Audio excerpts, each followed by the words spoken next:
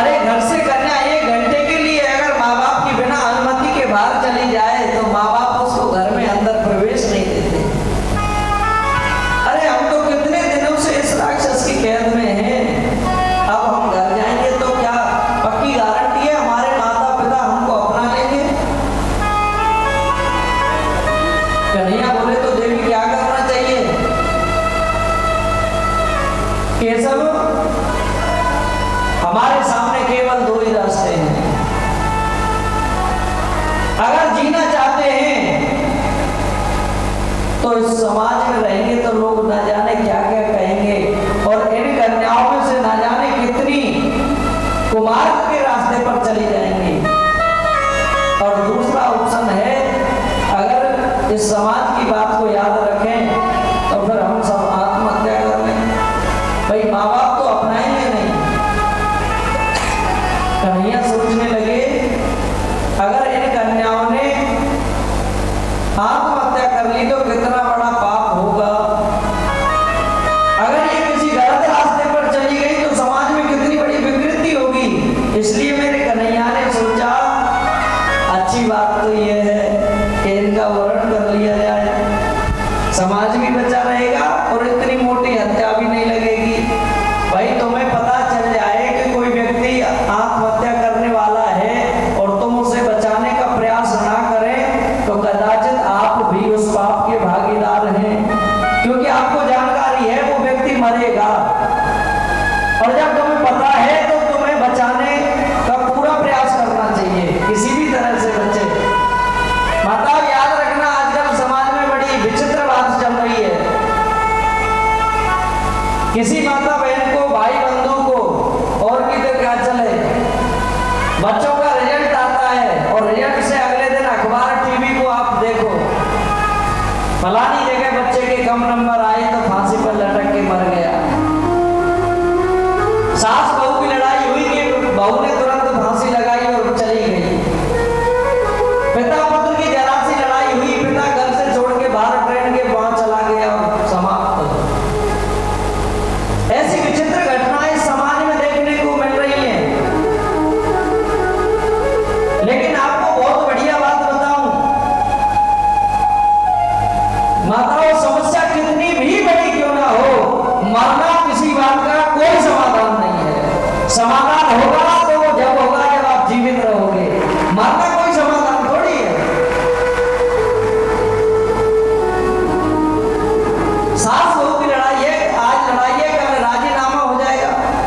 आज बच्चे के कम नंबर आए हैं, कल हो सकता है अगले साल ज्यादा मेहनत करे, ज्यादा नंबर आ जाए। अगर पिता ने कोई 2 बात बोल दी और बेटा सहन ना कर सके, आज क्रोध करके थोड़ा अनमन रह जाए, कल वही पिता तुम्हें पुचकार लेगा। लेकिन तुम अपनी जान दे दोगे तो जिस माता ने 20 साल तक अपने बेटे को पाला है, तुम तो मरे सो मरे, वो माँ जीते जी मर जाएगी, जिंदगी भर रोएगी उस बेटे की याद करके। मरना किसी बात का कोई समाधान है ही नहीं। समाधान जब भी हुआ है, जिसका भी हुआ है, उसका जीवित होते होते समाधान है। माता, कोई भी माता बहन भाई बंधु बच्चा कोई भी अगर इस प्रकार की बात भी करता है तो उसको तुरंत डांटिए, उसको समझाइए। और हो सकता है माता बहन ऐसी बहुत गलती करती हैं, ऐसे समय अपने क्रोध पर काबू प्राप्त करें,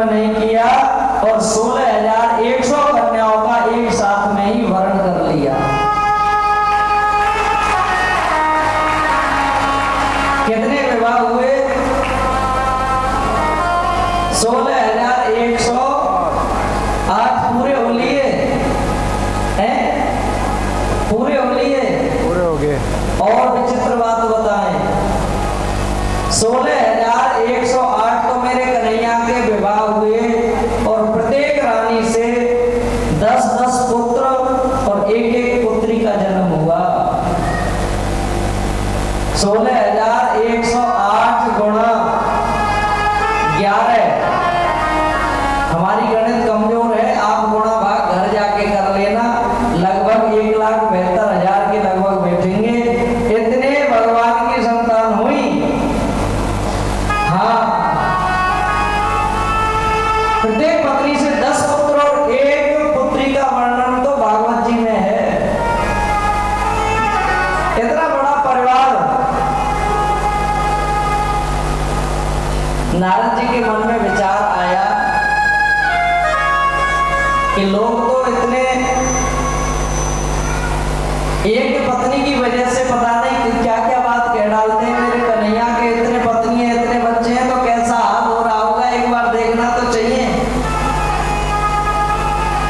नारद जी आए भगवान के पास। कन्हैया तो हर जगह पर पहले गए रुक्मणी जी के महल में।